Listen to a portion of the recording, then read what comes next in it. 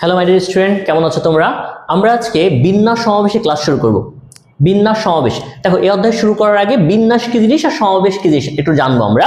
বিন্যাস কি আর সমাবেশ কি ভালো করে বুঝো। প্রথম হচ্ছে আমাদের প্রথম যে টপিক সেটা হচ্ছে বিন্যাস। বিন্যাস আছে হচ্ছে 5-এর এতে, আর সমাবেশ আছে হচ্ছে 5-এর বিতে। আমাদের দুইটা অনুচ্ছেদ, 5-এর এ আর 5-এর বি, বিন্যাস আর সমাবেশ, দুইটা অনুচ্ছেদ, বিন্যাস আর সমাবেশ। এখন দেখো বিন্যাস বলতে কি বোঝায়, সমাবেশ বলতে কি বোঝায়। বিন্যাস বলতে বোঝায় কোনো কিছু সাজানো। আমি কি বললাম, আমি একটু অন্য কালার নিই। দেখো বিন্যাস বলতে বোঝায় সাজানো। সাজানো, ধরো তুমি তোমার পড়ার টেবিল গুছাও না, তুমি যে পড়ার টেবিলটা গুছাও ওটা গুছাও কিভাবে? ধরো ম্যাথ বই পড়ে রাখলা, তার নিচে কেমিস্ট্রি, তার নিচে ফিজিক্স, এরকম সাজাচ্ছ বইগুলাকে। ম্যাথ বইগুলোকে এক জায়গায় রাখার চেষ্টা করো, ফিজিক্স বইগুলোকে এক জায়গায় রাখার চেষ্টা করো। এই যে ওয়ে, এটাকে বলে বিন্যাস। সাজানো, সাজানো, সংখ্যা গঠন, শব্দ গঠন, এগুলো তুমি যেখানেই দেখবা বুঝবা এই সব হচ্ছে বিন্যাসের অংশ। কি বললাম? সাজানো, সংখ্যা গঠন, শব্দ গঠন, এই সবগুলো হচ্ছে বিন্যাসের অংশ।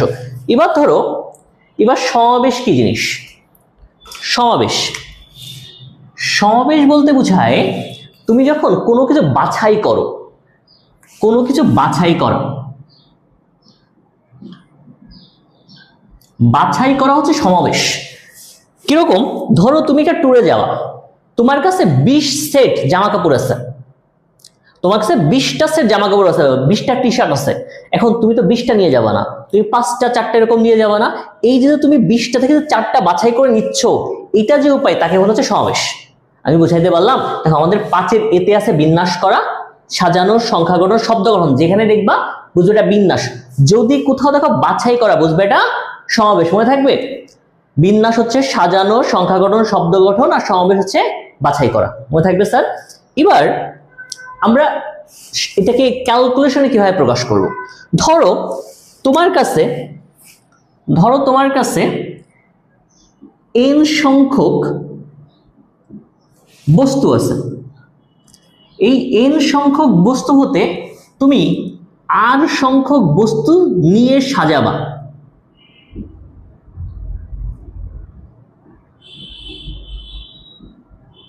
সাজানোর উপায় কি বললাম? তোমার কাছে n সংখ্যক বস্তু আছে, তুমি n সংখ্যক বস্তু থেকে r সংখ্যক বস্তু নিয়ে সাজাবা। সাজানোর উপায় কি? এটা হচ্ছে মনে রাখবা, n সংখ্যক বস্তু নিয়ে r সংখ্যক বস্তু সাজানোর উপায় হচ্ছে NCR। কি বললাম? সরি, আমি ভুল লিখছি। NPR, দুটো উল্টাই ফেলছি আমি। n সংখ্যক বস্তু হতে r সংখ্যক বস্তু সাজানোর উপায় হচ্ছে NPR। সাজানো মানে হচ্ছে পারমুটেশন, আর সমাবেশ মানে হচ্ছে কম্বিনেশন। তোমাকে যদি বলা হইতো n সংখ্যক বস্তু হতে r সংখ্যক বস্তু বাছাই করো, r সংখ্যক বস্তু বাছাই করো, তখন উপায় হইতো হচ্ছে NCR। ওই যে একটু উদাহরণ দিলাম না আমি, যে তোমার কাছে 20 সেট টি শার্ট আছে, তুমি তার থেকে 4টা নিচ্ছ। তোমার কাছে 20টা টি শার্ট আছে, তুমি 4টা নিচ্ছ। তার মানে উপায় কত? যদি তোমার 20টা টি শার্ট থেকে 4টা তুমি বাছাই করো, তবে কত? 20 CR। বুঝা গেল? এটা হচ্ছে বাছাই করার জন্য, আর এটা হচ্ছে সাজানোর জন্য। সাজানো হচ্ছে পারমুটেশন। n সংখ্যক বস্তু হতে r সংখ্যক বস্তু নিয়ে তুমি সাজাচ্ছ তাদেরকে। এবার স্যার এই যে NPR এর ক্যালকুলেটরে আছে, NPR, NCR এগুলো ডাইরেক্ট ক্যালকুলেটরে আছে। দেখবো যে তোমার ক্যালকুলেটরে ES ক্যালকুলেটরে ভাগ আর গুণের উপরে NPR আর NCR আছে। এবার স্যার আমাকে যখন খাতায় করতে হবে, তখন তো আমি ক্যালকুলেটরে বসাই দিতে পারবো না, তখন তো আমাকে ক্যালকুলেট করতে হবে। তখন মনে রাখবা, যদি এই যে NPR is equal to n factorial by n minus r factorial, বুঝাইতে পারছি আমি? NPR is equal to n factorial by n minus r factorial, মানে এটা হচ্ছে ক্যালকুলেশন। তুমি কিভাবে সূত্র, এটা হচ্ছে সূত্র। NPR is equal to n factorial by n minus r factorial। আর যদি তুমি NCR করো, NCR is equal to n factorial by r factorial into n minus r factorial। দেখো এটা হচ্ছে NPR কে ভাঙানোর উপায়, এটা হচ্ছে NCR কে ভাঙানোর উপায়। তার মানে এই যে ধরো আমি বললাম তুমি 20টা বস্তু থেকে 4টা বস্তু সাজাবা, 20টা বস্তু থেকে 4টা বস্তু নিয়ে সাজাবা। দেখো ওটা তো সমাবেশ করছিলাম বা কম্বিনেশন করছিলাম। বললাম 20টা বস্তু হইতে 4টা বস্তু নিয়ে তুমি সাজাবা। যখন তুমি 20টা বস্তু 4টা বস্তু সাজাচ্ছ তখন এটাই কি লিখবা? 20 ফ্যাক্টোরিয়াল। দেখো n হচ্ছে 20 আর হচ্ছে 4, 20 ফ্যাক্টোরিয়াল বাই 20 মাইনাস 4 ফ্যাক্টোরিয়াল। আমার কথা কি বোঝা গেল? এটা ক্যালকুলেটরে বসায় দিলে হবে, বাট তুমি আরো ভাঙাইতে পারো, এটাকে তুমি আরো ভাঙাইতে পারো। কিভাবে আমাকে বলো তো ভাই, ফ্যাক্টোরিয়াল বলতে কি বোঝায়? ফ্যাক্টোরিয়াল বলতে অ্যাকচুয়ালি কি বোঝায়? দেখো ফ্যাক্টোরিয়াল জিনিসটা কি? ফ্যাক্টোরিয়াল হচ্ছে ধরেন ওকে 7 ফ্যাক্টোরিয়াল বললাম, 7 ফ্যাক্টোরিয়াল। আমি তোমাকে বললাম হচ্ছে 7 ফ্যাক্টোরিয়াল, এবং 7 ফ্যাক্টোরিয়াল জিনিসটা আসলে কি? 7 into 6 into 5 into 4 into 2 into 1। এর মানে কি? কোন ফ্যাক্টোরিয়াল বলতে বোঝায় তারপরে সকল সংখ্যার গুণ একদম 1 পর্যন্ত, ওই সংখ্যা সহ তারপরে সকল তার আগের সকল সংখ্যা গুণ একদম হচ্ছে 1 পর্যন্ত। মানে হচ্ছে এমন ধরো 7 ফ্যাক্টোরিয়াল, 7 ফ্যাক্টোরিয়াল পর আগের সকল সংখ্যা কি? 7 এর আগে 6, তার আগে 5, তার আগে 4, তার আগে 2, তার আগে 1। তার মানে 7 ফ্যাক্টোরিয়াল বলতে বোঝায় 7 সহ তারপর এক এক করে কমতে কমতে যখন 1 পর্যন্ত যাবে যতগুলো সংখ্যা পাবো এদের সবার গুণফল হচ্ছে 7 ফ্যাক্টোরিয়াল। তার মানে n ফ্যাক্টোরিয়াল সেম জিনিস, 20 ফ্যাক্টোরিয়াল বলতে তাই বোঝায়। এখন দেখো তো এই যে 20 ফ্যাক্টোরিয়াল, একে আমি 20 into 19 into 18 into 17 into 16 লিখতে পারি। কেন 16 ফ্যাক্টোরিয়াল লিখলাম? দেখো তো 20 minus 4 কত? 16 ফ্যাক্টোরিয়াল না? এখন ফ্যাক্টোরিয়ালকে সিঙ্গেল কাটা যায় না, ফ্যাক্টোরিয়ালকে শুধুমাত্র ফ্যাক্টোরিয়াল দ্বারাই ভাগ করা যায়। আর ফ্যাক্টোরিয়ালের সাথে যে সংখ্যা থাকে ওইটা ফ্যাক্টোরিয়ালের সাথে একদম যুক্ত, ওকে আলাদা করতে পারবা না তুমি। মানে তুমি চাইলেই এই ফ্যাক্টোরিয়াল কাটতে পারবা না, তোমাকে কাটতে হইলে এই 16 ফ্যাক্টোরিয়াল একসাথে কাটতে হবে। যেমনি আমি কেটে দিছি তখন দেখো তো এই যে 4টা পদ আছে আমার সামনে, এই 4টা সংখ্যার গুণফলে কি আমার অ্যান্সার হওয়া উচিত? আমার কথা কি বোঝা গেল? আমি কি তোমাদের বিন্যাস ও সমাবেশ কি জিনিসটা বোঝাতে পারছি? বিন্যাস আমি কখন চিনবো, মানে আমি কখন বুঝবো আমাকে বিন্যাস করতে হবে? যদি আমি কোশ্চেনের সাজানো, সংখ্যা গঠন, শব্দ গঠন এগুলো দেখতে পারি। আর যদি বাছাই করা দেখি তবে বুঝবো হচ্ছে সমাবেশ করতে হবে আমাকে। বুঝা গেল স্যার? যদি বোঝা যায় আমরা অঙ্কে আসি, অঙ্ক করলে আরো ইজি হবে। P3 is equal to 5 into n minus 1 P3 হলে n এর মান বের করো। মানে এটা সমান হইলে এখান থেকে একটা আননোন মান আছে n এর মানটা আমাদের বের করতে হবে। n এর মান যদি আমাদের বের করতে হয়, আমাকে বের করতে হয়,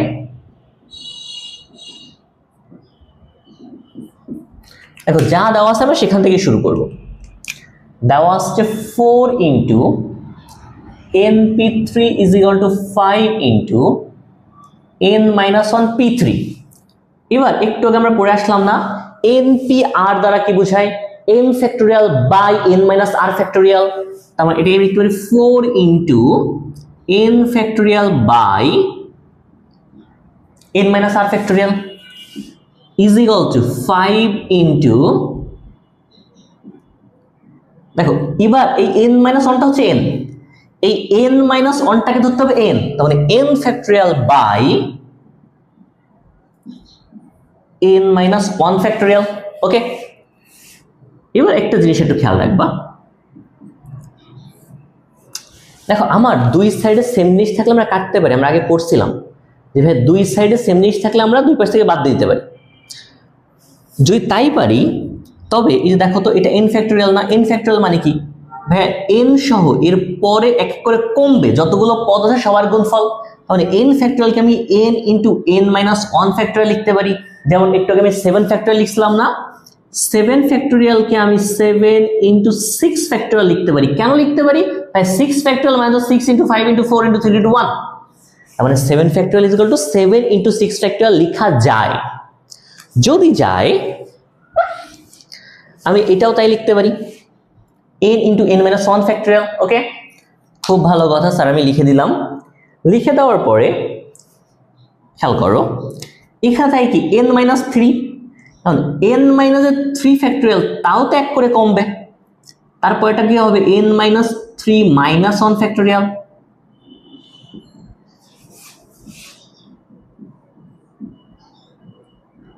এখানে আমি সাজা একটু লিখলাম দুটোকে সেম বানানোর জন্য, এই দুই সাইড সেম বানানোর জন্য। সেমই তো হয়ে গেছে, n মাইনাস 1 মাইনাস 3 মানে কি n মাইনাস 4, এটাও কত n মাইনাস 4।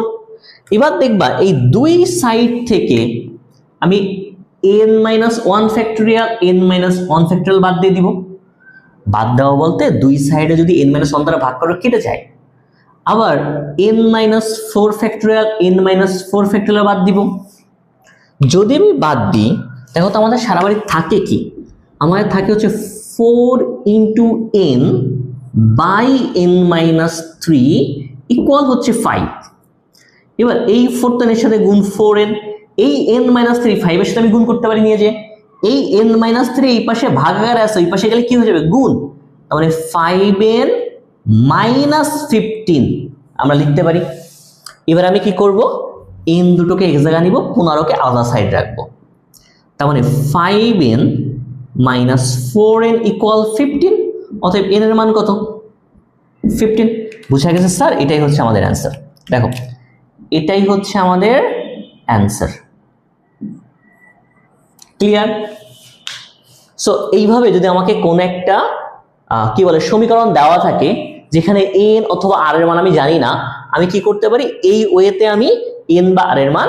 আমাদের পরের অঙ্ক দেখো তো, অঙ্কটা কি বলা আছে, প্রমাণ করো যে প্রথম n সংখ্যক বিজোড় সংখ্যার গুণফল 2n factorial by 2 to the power n into n factorial আকারে প্রকাশ করা যায়। এটা আমাকে প্রমাণ করতে বলছে। আমাকে কি প্রমাণ করতে বলছে, প্রথম n সংখ্যক বিজোড় সংখ্যার গুণফল এত আকারে প্রকাশ করা যায়। এখন এই কথার মানে কি, প্রথম n সংখ্যক বিজোড় বলতে কি বোঝায়? ধরো আমার কাছে n সংখ্যক বস্তু আছে এখন, বা আমার কাছে ইনফিনিটি পরিমাণ সংখ্যা আছে, এর মধ্যে কি জোড় বিজোড় থাকবে, এর মধ্যে জোড় বিজোড় থাকবে। এখন বলছে প্রথম n সংখ্যক বিজোড় সংখ্যা মানে 1 3 5 এগুলোর গুণফল n সংখ্যক পদের গুণফল আমাকে বের করে দেখাইতে হবে। যদি তাই হয় আমরা অঙ্কের মধ্যে যে কোনো একটা মানকে ধরে অঙ্কটা করব। দেখো তো এখানে 2n ফ্যাক্টোরিয়াল আছে না, হ্যাঁ 2n ফ্যাক্টোরিয়াল আছে, আমরা অঙ্কটা শুরু করব 2n ফ্যাক্টোরিয়াল দিয়ে। দেখো তো 2n ফ্যাক্টোরিয়াল বলতে আসলে কত বোঝায়? 2n ফ্যাক্টোরিয়াল মানে কি 2n into 2n minus 1 into 2n minus 2 into 2n minus 3, এইভাবে চলতে কোন পর্যন্ত যাবে খেয়াল করো। মানে 2n কি এক কমবে, তারপর আরেক কমবে, তারপর আরেক কমবে, গুণ করতে করতে করতে করতে সে কোন পর্যন্ত যাবে 3 2 1 পর্যন্ত।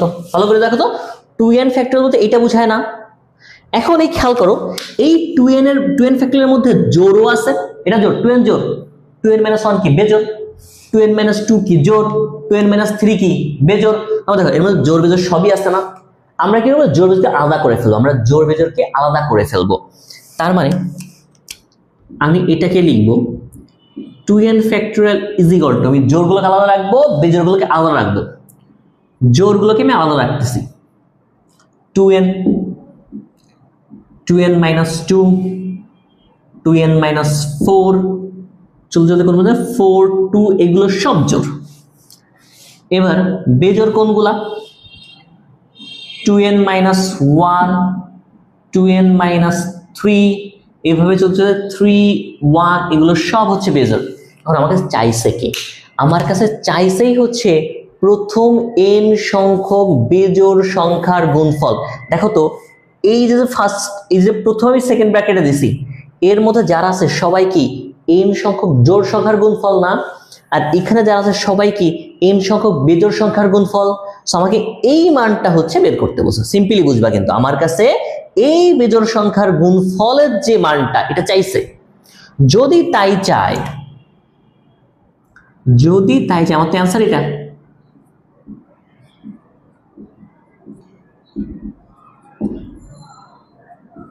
আমি কি করব, এই জোড়টাকে নিচে ভাগ করে দিব। ভালো করে বুঝি, এটাকে আমি সিঙ্গেল যদি বানাইতে চাই, এই জোড়টাকে নিচে আমি ভাগ করে দিব। তার মানে কি থাকবে,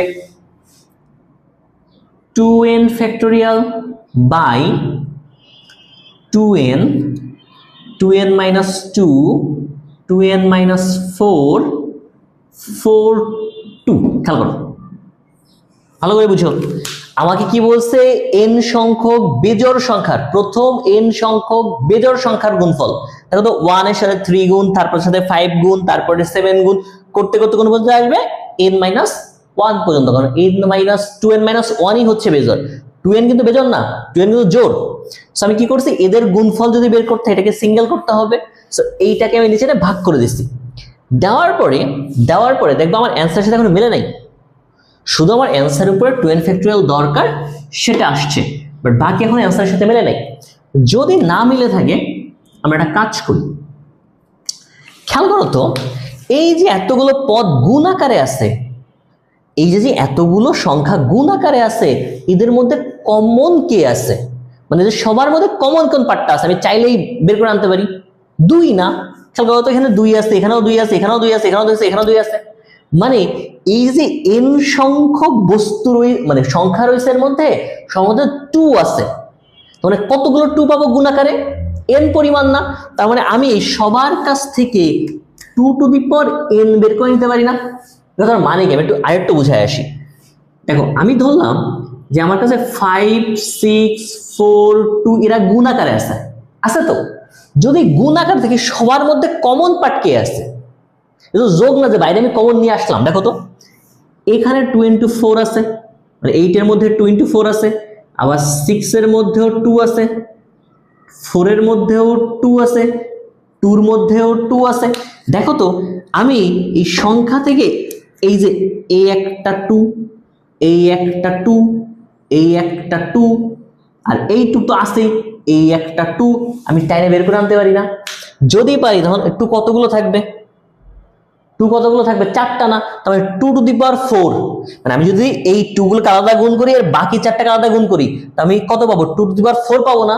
তার মানে এই যে n সংখ্যক সংখ্যা আছে, এর থেকে তুমি 2 করে বের করে নিয়ে আসি, এত গুণ আকারে আছে। তার মানে 2 টু দি পাওয়ার n, মানে 2 কতগুলো পাবো, n পরিমাণ পাবো, এদের গুণ করলে কত আসবে, 2 টু দি পাওয়ার n আসবে।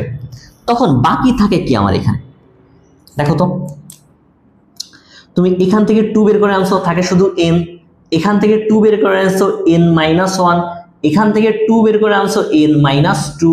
এবার চলছে, এখান থেকে 2 বের করে নিয়ে গেলে শুধু 2, এখান থেকে 2 বের করে নিয়ে গেলে থাকে কতটা, 1। খেয়াল করছো কি, আমরা কি করলাম, এই যে n সংখ্যক সংখ্যা ছিল বা n সংখ্যক পদ ছিল যারা গুণ আকারে আছে, এদের থেকে আমরা কি করছি, 2 বের করে নিছি। তার মানে 2 টু দি পাওয়ার n হইছে না।